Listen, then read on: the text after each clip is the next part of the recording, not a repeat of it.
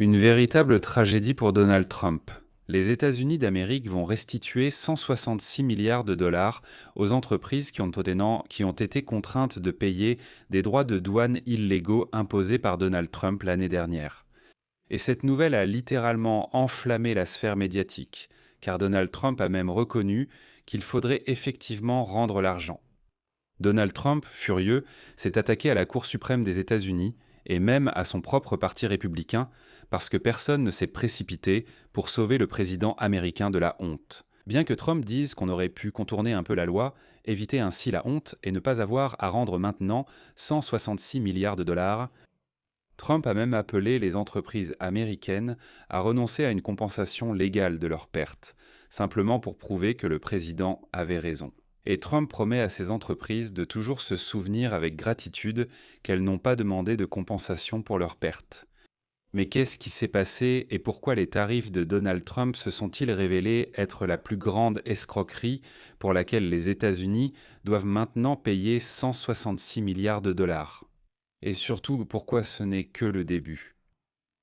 Je m'appelle Alexei Pecci, discutons ensemble de ce sujet. Mais avant de commencer, je vous demande de vous abonner à cette chaîne, de liker cette vidéo et de laisser n'importe quel commentaire sous la vidéo. De plus, abonnez-vous à ma chaîne Telegram Pecci News, le lien se trouve dans la description de cette vidéo. Alors vous vous souvenez sûrement comment, l'année dernière, le président américain Donald Trump imposait fièrement des droits de douane contre tous les pays du monde. Et il a déclaré que c'était un miracle économique qui remplirait le budget américain de milliards et de milliards de dollars. Eh bien, les États-Unis d'Amérique remboursent maintenant les droits de douane perçus. On sait officiellement que, à partir du lundi 20 avril, les entreprises américaines qui ont payé les droits de douane de Donald Trump, jugés illégaux par la Cour suprême, peuvent commencer à déposer des demandes proclamant de remboursement de leur argent. Le président des États-Unis a immédiatement qualifié de problème la décision de la Cour suprême, qui oblige à restituer 166 milliards de dollars de droits d'importation, et a déclaré que cet argent irait soi-disant aux ennemis de l'Amérique. Gardez bien cette phrase sur les ennemis de l'Amérique, nous y reviendrons. Moment très intéressant.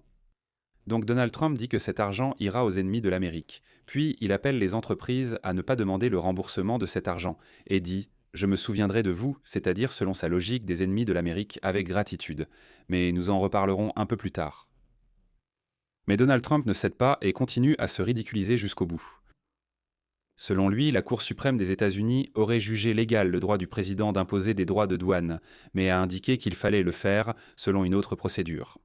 À cause de cela, comme l'a souligné Donald Trump, le gouvernement devra rembourser environ 166 milliards de dollars de droits d'importation déjà versés au budget par des importateurs hors des États-Unis.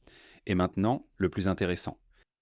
Donald Trump a expliqué que tout aurait pu se passer autrement si les juges avaient simplement ajouté dans le verdict une petite phrase indiquant qu'il n'était pas nécessaire de restituer les fonds déjà collectés.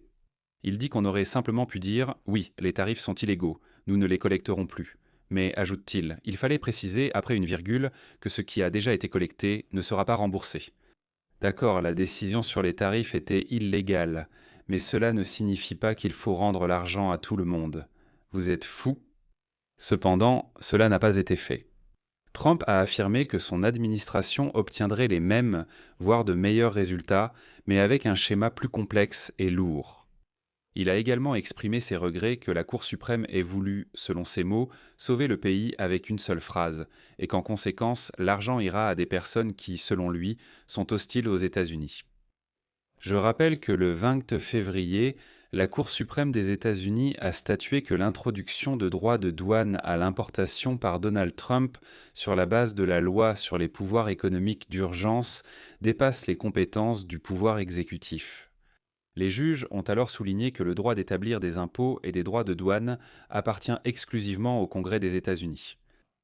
Trump, de son côté, a vivement critiqué les juges, y compris ceux qu'il avait lui-même nommés, qualifiant ce qui s'est passé de honte et a immédiatement après cela commencé une guerre avec l'Iran.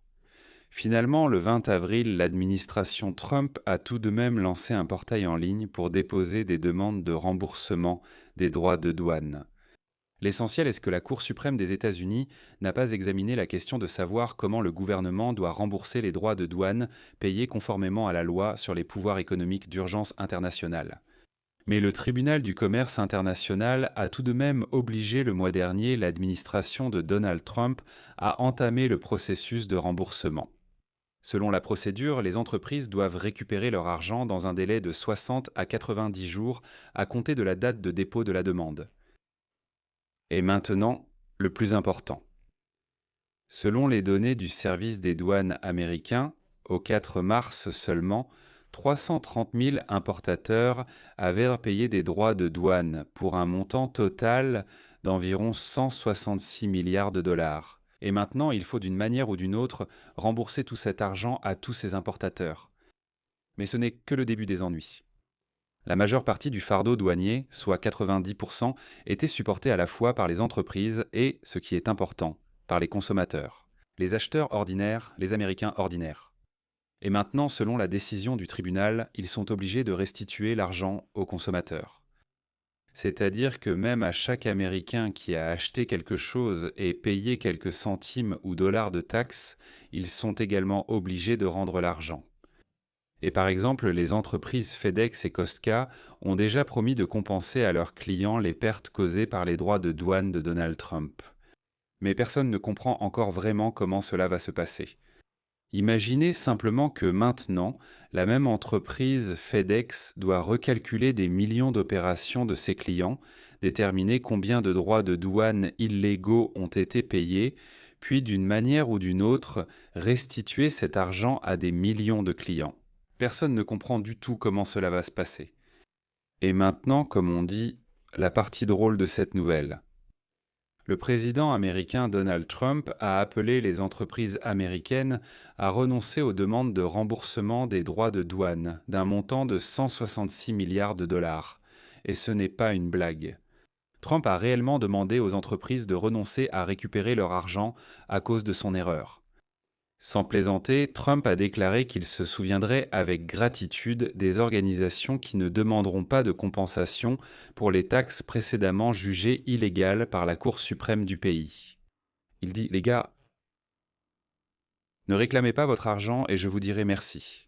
Merci à vous. » Et pour l'instant, de grands géants technologiques comme Apple ou Amazon n'ont pas encore demandé le remboursement des sommes versées. Et voilà que Trump leur demande aussi de ne pas déposer de demande, juste pour que le président américain Donald Trump s'en souvienne avec gratitude. Et au final, Trump a simplement décidé de critiquer absolument tout le monde, parce que, voyez-vous, quelqu'un a osé aller à l'encontre de sa volonté, quelqu'un a qualifié ses actions d'illégales, et en plus exige de rendre l'argent. Vous vous rendez compte ? Donald Trump a critiqué le comportement des juges républicains à la Cour suprême, déclarant que les démocrates votent comme un bloc uni et que les républicains leur cèdent constamment. Et je vais maintenant citer Donald Trump.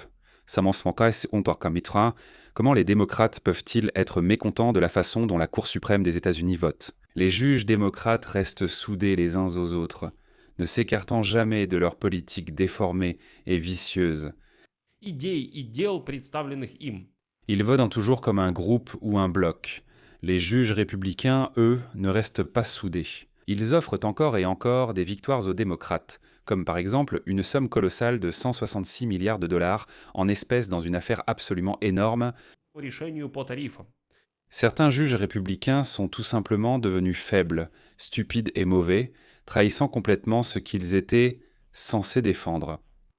Transférer 160 milliards de dollars sous forme de remboursement de droits de douane à des gens qui ont pillé notre pays pendant des années est tout simplement inexplicable. C'est une honte.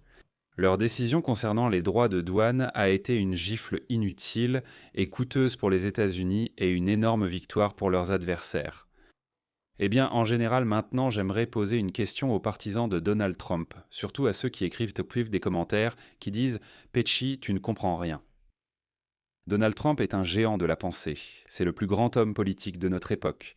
Voilà ceux qui écrivent de tels commentaires insensés. Et que pensez-vous de ces nouvelles ? L'an dernier, vous disiez que Trump avait eu raison d'imposer des droits de douane. Maintenant, l'Amérique va prospérer et gagner des milliards grâce à ces droits de douane. Eh bien, maintenant, il faut rembourser ces droits de douane. Je vais m'arrêter là. Donnez votre avis et vos conclusions dans les commentaires sous cette vidéo. Abonnez-vous à la chaîne, cliquez sur la cloche et n'oubliez pas de mettre un like. Si vous souhaitez soutenir le travail de cette chaîne YouTube et que vous considérez son activité comme importante et nécessaire, vous pouvez faire un don ou bien devenir membre de cette chaîne ou encore faire un don dans le format qui vous convient le mieux. Tous les liens et les informations nécessaires se trouvent dans la description de cette vidéo. Je vous serai reconnaissant pour tout soutien de votre part. Et abonnez-vous à la chaîne Telegram de Peachy News. Le lien se trouve également dans la description de la vidéo. C'est tout pour aujourd'hui. Prenez soin de vous. À bientôt à tous.